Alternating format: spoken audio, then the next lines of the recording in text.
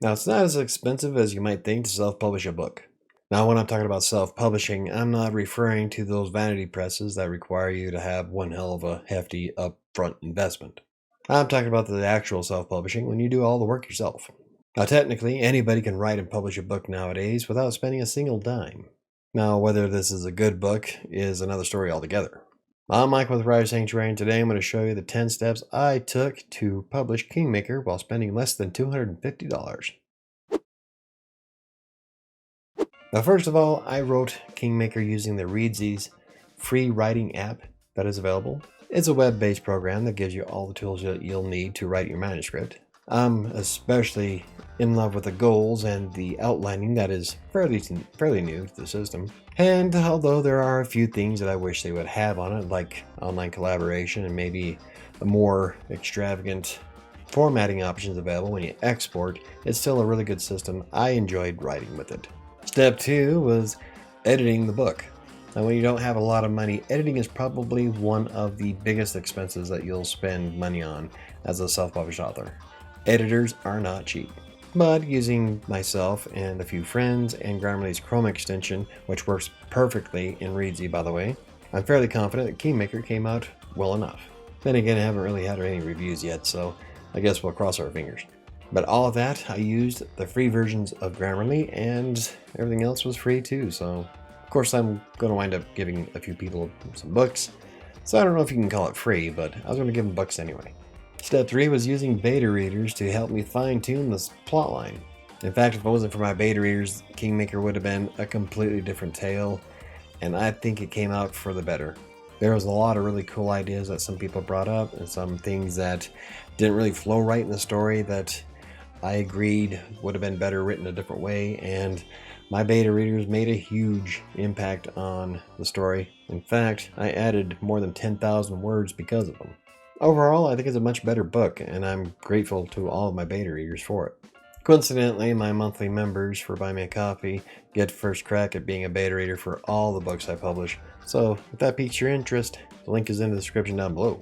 But the point is that never underestimate beta readers or having somebody else go over the story just to make sure that everything's flowing right, because just because you think it might be structured correctly doesn't mean that everybody else is going to read it the same way. Step 4 was buying the props to my book cover. In fact, out of everything that I've done, I spent all the money on props. In fact, I spent $230 on the props for the book cover. And that is the only bit of money that I spent publishing this book. That's because I wanted something unique and something different. I think it came out okay, but I don't know, I guess we'll find out in the long term. I wanted to do something that's different and not a lot of people that I've seen actually use themselves in the cover. I added a little bit of a filter to it, and I think it came out okay. And it's going to be a common theme for the rest of the Witchem series, so that's going to be my shtick, I guess. And I already have a feeling that Fury is going to cost me a lot more in props. Step 5 was creating the cover for Kingmaker in Photoshop. Now technically I count this as being free, but that's because I pay for Photoshop anyway to work with my clients. The biggest pain in the butt was trying to get the spine to work with Kindle Create's cover creator. That's a whole other video by itself, but yeah, there's got to be an easier way. But if you don't have Photoshop and you still want to do it for free, there's also platforms like Photopea that works identically to Photoshop in a lot of ways, and Canva. I used Canva for A Freelancer's Tale, and it came out beautifully. So if you don't have the money, the free version of Canva works really well. Just remember that you want to keep your images as unique as possible. If too many people are using the same stock photos, it just doesn't look very well. So no matter what, even if you use Canva, try to take your own pictures or some kind of art that somebody made for you. Just try to make it as unique as possible. Next up, I exported Kingmaker from Readsy in EPUB, MOBI, and PDF formats. Now, EPUB and MOBI are pretty much universal for just about every ebook platform, including Amazon. And the print-ready PDF works perfectly for the print version of the book. Well, I wish I would have been able to spend more time formatting it a little bit. It looks a little weird in print version, but it's still doable. Maybe I'll make another version of it later on. But the bottom line is that Readsy will let you export the book in a variety of formats, and you can even back up as docx. So if you want to use your file in something else, you can always download it as a docx file and import it there. So you don't necessarily have to use Readsy to export your book into before you upload it. You can, like I said, write it all in Readsy, export the PDF or the docx file, and then import it into something like Atticus or Scrivener. But those two programs cost quite a bit of money.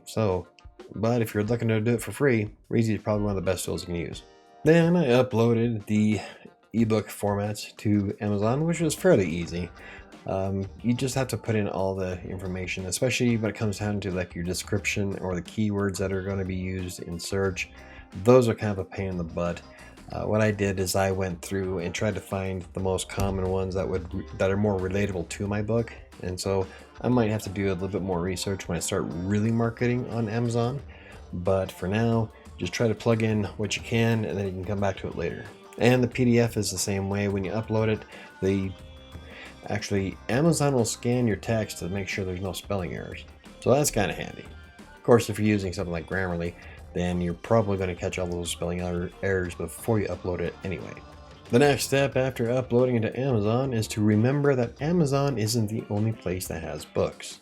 I'm still trying to hammer out what's wrong with my Barnes & Noble account, but you also have platforms like Draft2Digital and IncomSpark, and those ones you can add your book for free to all of their different platforms that they have available, and they just take a cut off of any sales. Personally, I'd rather keep most of the money myself, and I'd rather have my own account on some of the bigger platforms like Amazon and Barnes & Noble. But Draft2Digital and IncomSpark will connect you to all kinds of different platforms like Smashwords, Biblio, and the list is extensive. But the point is that you want to get your book in front of as many eyes as possible, and not everybody uses Amazon. That's one of the biggest reasons why I won't use Amazon's KDP Select program. Because once you sign up with the KDP Select, your book becomes exclusive to Amazon for, I think it's 90 days, and then it auto-renews. You have to actually tell Amazon to stop doing that. And once it's exclusive to Amazon, you cannot sell your book anywhere else. Personally, I'd rather be able to offer it on whatever platform someone's using. That's including my own website. But, everybody's different. Some people have had stunning success with KDP Select, so it really comes down to how you want to market your book. Just keep in mind that there are other platforms out there. And the last step is to start the marketing process, which kind of includes going to different platforms other than Amazon. Now, I haven't really done a lot of stuff right now, starting with it, but I've been doing a lot of the free stuff, like posting it on social media. I'm about to make the pop-up for my website that shows that Kingmaker is published, and adding it to the email. I mean, there's a lot of different things that you can do for free that might generate a few sales. So at the end of the day, pretty much the only thing I've spent money on was the props for the book cover. Now, what would I spend money on if I had the extra cash? Well, first of all, editing. Now, while I'm relatively confident that the book came out well, there's still, like when that went through the final draft of the book, there are still a few problems here and there that I wound up fixing, but I can only imagine how many more are there. But perhaps the biggest benefit to having an editor is time. Because I'm trying to put out the best book possible, I spent a lot of time working on Kingmaker throughout the editing process. And it wasn't just me, I had a lot of other people looking at it as well. And if it wasn't for the sheer amount of editing that I did on Kingmaker, it probably would have been published 6 months earlier. Another thing I'd spend money on would probably be cover art. Now, I really enjoyed going up to Lookout Mountain and taking pictures for the cover and then doing all the different cool filters in Photoshop, and I think it came out nice. But that's another thing that would have saved me a lot of time doing. Like, just in general would have saved me, well, let's see, it was a 45-minute drive up there, so an hour and a half travel, round trip. And then I spent 4 hours Saturday, which hurt my back because I didn't get out of my chair. So yeah, I would spend money on cover art, I think. And lastly, I would save up a bit of cash for marketing. There's a lot of things I really want to try that I don't have the money for.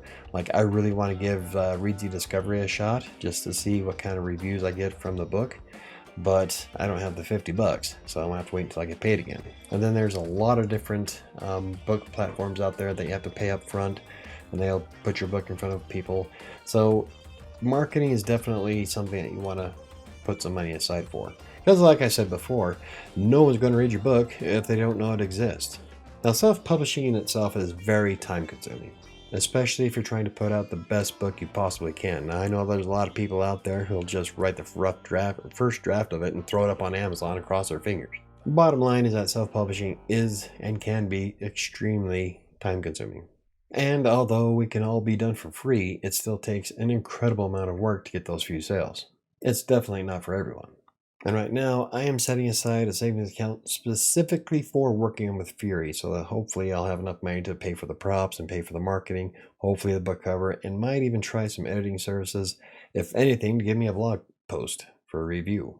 But if I don't have the money for all that stuff, I'll just have to make do with what I got.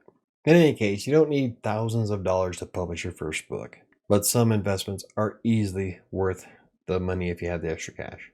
Anywho, if you enjoyed the video, hit the like button for more videos about self-publishing, blogging, freelance writing, or anything else I cover. Hit the subscribe button. Don't forget to hit the notification bell. I think it's going to do it for me today. I'll see you next time.